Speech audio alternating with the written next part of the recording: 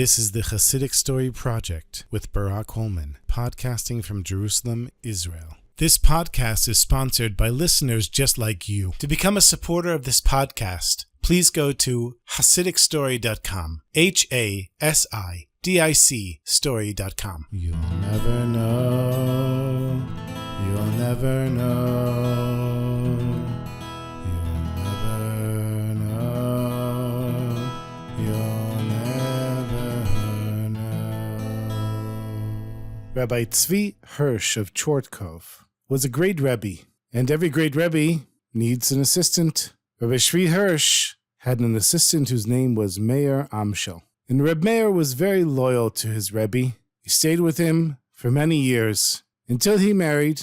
And when he got married, the Rebbe gave him a bracha that he should be successful in business. And he went off to a nearby town in order to open a business and begin his life away from the Rebbe. Now, Reb Tzvi Hirsch had saved up 500 gold coins as a dowry for marrying off his daughter. And this took him many years to save up this enormous amount of money. It was money that was going to be used in order to get the couple started off in life. During the entire year, the Rebbe barely ever opened up the desk drawer where the money was, except for once a year, on the evening of the 14th of Nisan, when he was searching for chametz. He would open up the drawer and have a big smile on his face, knowing that he had set aside so much money for his daughter to be married. In the first year after Reb Meir had moved out of the house, and it was the 14th of Nisan, the Rebbe opened up the drawer in order to see the 500 gold coins, and he was shocked to discover that the money had disappeared. He asked the members of his family if anybody had seen the money, and quickly everybody said it had to be Meir. Meir was his close attendant. He knew where everything was. And if anybody had stolen it, it was Meir. Meir had left, gotten married, and started a successful business. And where did he get the money to start his business? And everyone in the family was completely convinced that Meir had stolen the money. The Rebbe wasn't completely sure. And so he traveled to the nearby town where Meir had moved. And he walked into the business, and he sees the business is indeed truly successful. People waiting in line to give Meir money. And it's a very nice business. And Meir, when he sees the Rebbe, his eyes lit up. He said, "Rebbe, Shalom Aleichem. I'm so happy to see you. I'm so grateful that you're here." But he could see that something was wrong. The Rebbe wasn't smiling. The Rebbe looked kind of depressed. So Reb Meir said, "Rebbe, what's going on? Is everything okay at home?" And the Rebbe said, "Yeah, I'm very sorry to tell you that the 500 gold coins that I had saved up for my daughter's dowry?" The Meir said, "Yes, of course." And the Rebbe said, "Well, the 500 gold coins are gone." And Meir had a look of shock on his face. And the Rebbe said, "And everyone in my house believes that you stole it." Now the Rebbe was watching Meir to see if there was any reaction. And there really wasn't any at all. The Rebbe was convinced that Meir hadn't stolen the money. But Meir surprised the Rebbe when he said, "Rebbe, I'm so sorry, but your family is right. I stole the money." And then he went to the back of his business, to his office, and he comes with 2 sacks of gold coins. He says, "Rebbe, here, this is 200 gold coins. Unfortunately, I don't have the full 500, but I'll pay you the rest in installments." And so the Rebbe left there with 200 gold coins, and he also left with some peace of mind. On the one hand, he knew who had stolen the money, and on the other hand, he knew that his family hadn't transgressed by accusing an innocent person. But the truth of the matter was that Meir hadn't stolen anything at all. What really happened is that as Pesach came closer, there was a non-Jewish maid from one of the nearby villages who was hired to paint the entire house. She noticed that the Rebbe had a locked drawer, and she was fascinated by it. Every time she'd come by the drawer, she'd try to open it up. And eventually, she was able to make a key and take out the money and bring it back home. She showed it to her husband, who said, "If we're going to keep this money, we have to be very quiet about it for a long time. Let things calm down before we spend any of it." And so they buried it in their backyard. That's right, they buried 500 gold coins in their backyard. About 6 months later, they took out 1 gold coin, and they went to the local tavern. They ordered enough vodka for everyone in the tavern, and had a huge party, and it was enough money for them to pay for everyone's vodka and to pay all the debt that they had built up over the years in this tavern. And the tavern keeper, he said to this couple, "Where did you get this money from?" And the husband said, "Oh, my wife found it. She just was lucky and found it." So he said, "Okay, sometimes there's really good luck." He never found a gold coin himself, but who knows? But then the next week, the couple showed up again, and they brought all their drinking friends with them, and they sponsored a huge party.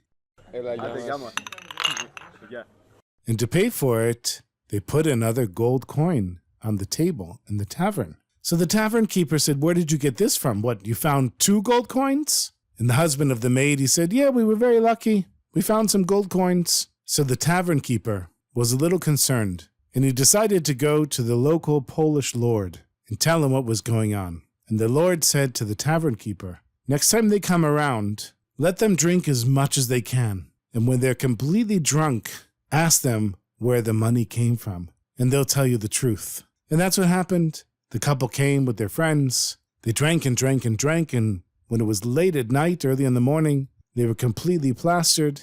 The tavern keeper went over and said, "Moo, tell me the truth. Where are the gold coins from?" And they were laughing so hard. The husband said, "Oh, my wife, she stole it from the rabbi, and we buried it in our backyard, and everyone's laughing." And they think it's the funniest thing they've ever heard. But the tavern keeper, the next day, he went back to the Polish lord, and he told him what happened. So the Polish lord sent his henchmen out there, and they dug in the backyard, and they found 497 gold coins. So they realized that this was the money that was stolen from the rabbi. They arrested the couple, threw them in prison. Now the Polish lord wanted to find out for himself. So he sent for the rabbi to come. Now when the rabbi of a community was called in to one of the Polish lords, it was never a good thing. And the rabbi was a little nervous because it could have been a decree against the whole Jewish community. They might have all been kicked out of their homes. They might have been killed, God forbid. Who knows what was going to happen to them? So the rabbi shows up, and to his surprise, the Polish lord says to him, "Tell me, Rabbi, how many children do you have?" And the rabbi tells him. The Polish lord says, "And tell me, how much money do you make every week?" And the rabbi tells him. And then the Polish lord said, "And tell me, Rabbi, isn't your daughter of marriageable age? How do you plan on marrying her off?" And then the rabbi gave a big sigh. It took me so many years to save up 500 gold coins, and it was stolen from me, but nothing to worry about, because I got all the money back. The Polish lord said, "Wait a minute. Describe to me the pouch that the money was kept in." The rabbi describes it, and it had actually a very special insignia of the rabbi. And the Polish lord pulls out this sack of gold coins, and it was exactly as the rabbi described. The Polish lord said, "Listen, I don't know who you think stole the money. It was your maid, the one that you hired to paint your house. And here's your money back, Rabbi." And the Polish lord hands him the money. So now on the one hand, the Rebbe was very happy to have his money back. On the other hand, he's thinking, "Oy vey, poor Mayor. Mayor didn't steal the money, but he paid me back 500 gold coins. Where did he get that money from?" So the rabbi quickly goes home. He tells his family, "We accused an innocent man," and shows them the sack of money. And he goes quickly to Reb Meir. And when he gets to Meir, he says, "Meir, I'm so sorry." Meir says, "Rabbi, what are you talking about?" The Rebbe said, "I know you didn't steal the money." And Meir said, No, of course I stole the money." And then the Rebbe shows him the sack. And he says, "Look, I know who stole the money. It was the maid that was hired to paint our house. And the Polish lord recovered the money, and he actually gave it back to me." So the Rebbe said, "Meir, you've got to explain to me what's going on here." Meir was discovered. And so Meir said, "Listen, Rebbe, I've worked for you for so many years. I know that you're a tzaddik and an honest man. And I know how much it would have pained you to lose that money, and also to think that your family is accusing an innocent man. I didn't know if you would ever find the money or not, but I decided to take it on myself, to make your life better, to give you the peace of mind, to bring shalom bayit, to bring peace into the house. I gave you the 200 gold coins that I had made from my business. Then I mortgaged off my house. I sold everything that I had, and I paid you the rest." He said, "But we're doing okay. Business isn't as successful as it used to be, but we're okay. With Hashem's help, we'll make the money back." So immediately the rabbi gave Reb Meir his money back. He said, Meir, I never should have taken this money from you.